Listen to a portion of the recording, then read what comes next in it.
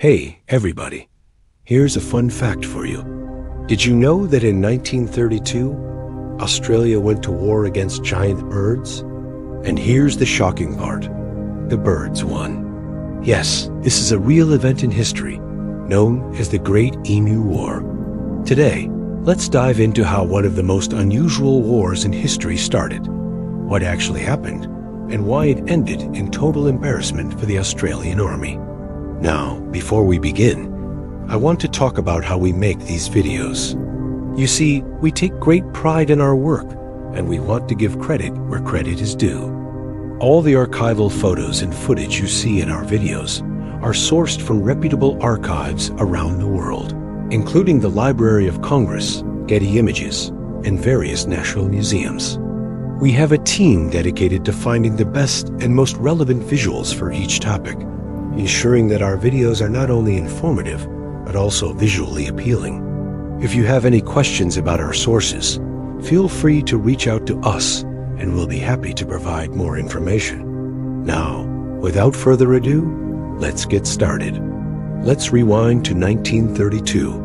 World War I had ended more than a decade earlier. Thousands of Australian soldiers had returned home, and many of them were given farmland in Western Australia. But there was a problem. The land was tough. The economy was struggling during the Great Depression, and crops, especially wheat, were failing. And then came the emus.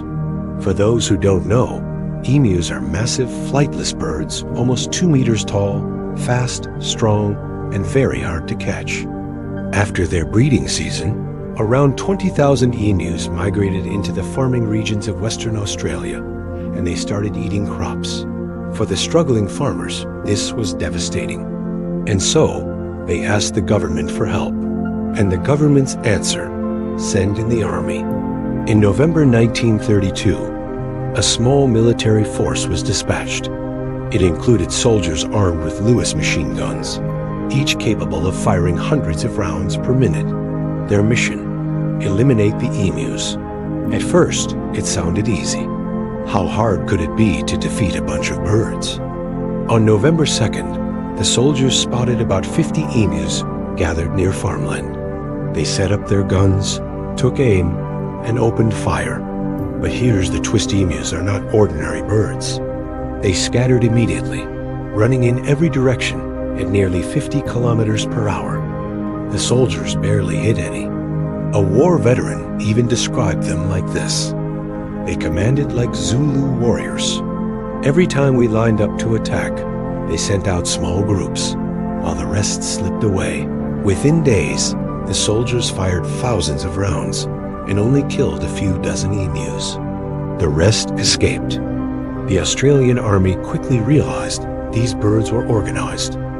As the days went on, things only got worse. The soldiers tried ambushing the birds near watering holes, failed. They tried mounting the guns on trucks to chase them, fail. The trucks got stuck and the birds outran the vehicles. The media loved it. Newspapers mocked the army, writing headlines like, "Emus still at large. Army outwitted by birds."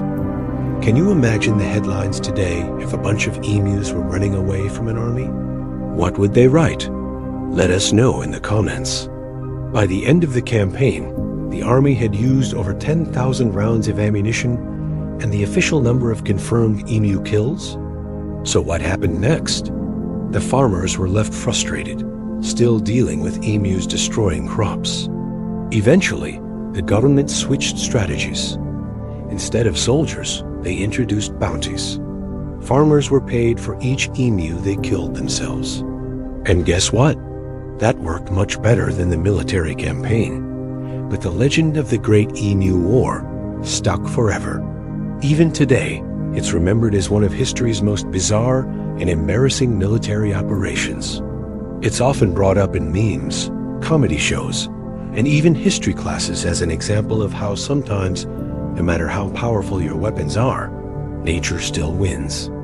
Now, if you're scratching your head wondering why the Australian government didn't just use planes to take care of the emus, well, there are a couple of reasons. First of all, aircraft weren't really a common sight back then, especially not in rural Australia. Plus, shooting birds from a plane would be pretty hard, especially when they're moving fast and in big flocks. Also, Australia was still recovering from World War I, and aviation resources were limited. And finally, the government was kind of hoping to avoid killing too many emus, because even though they were causing damage to crops, they were also seen as part of Australia's unique wildlife. So the idea was to scare them away without causing too much harm. But that plan didn't work out too well, as we now know. Now, you might be thinking, why didn't the emus evolve to fly? Well, it turns out they actually did fly, but they became flightless over time. It's believed that around 40,000 years ago, emus evolved from ancestors that flew over from New Guinea. Back then, they had wings and could fly. But after arriving in Australia, they started losing their ability to fly because there weren't any predators to scare them. Over time, they got bigger and stronger and eventually lost their wings completely. Now, emus can run super fast and cover a lot of ground, but they can't fly anymore. When you hear about the Great Emu War, it's easy to think the whole thing was just a joke, right? Australia sent some soldiers with guns to deal with some birds. What could go wrong? But the truth is, the Emu War wasn't a laughing matter for the people involved. It was a serious attempt to protect the livelihoods of farmers who were struggling to make ends meet during the Great Depression. For them, the emus were a real threat and they needed help.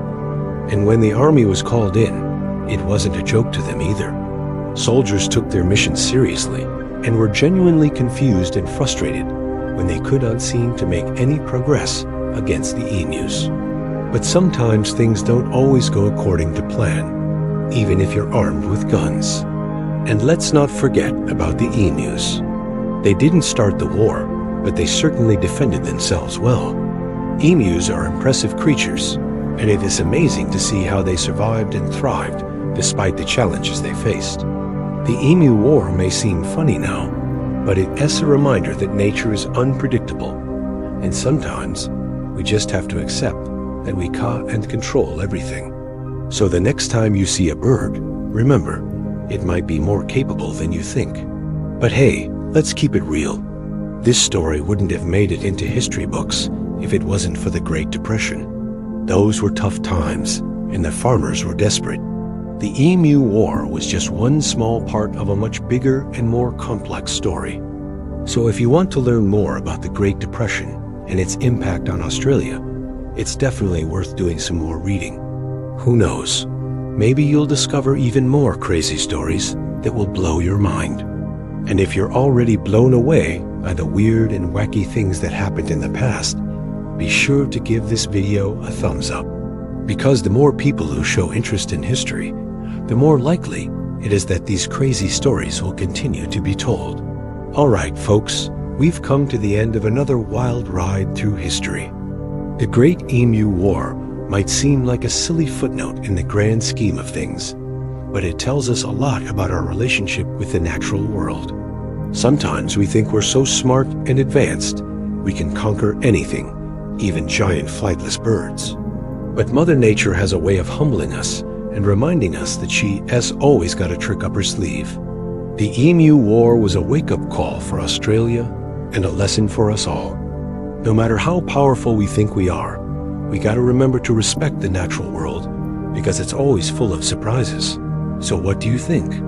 Do you have any other theories about the Emu War or any other crazy historical events you'd like us to cover? Leave a comment below and let's keep the conversation going. Don't forget to subscribe for more wild tales from history. And until next time, stay curious, stay questioning, and remember, history is full of surprises.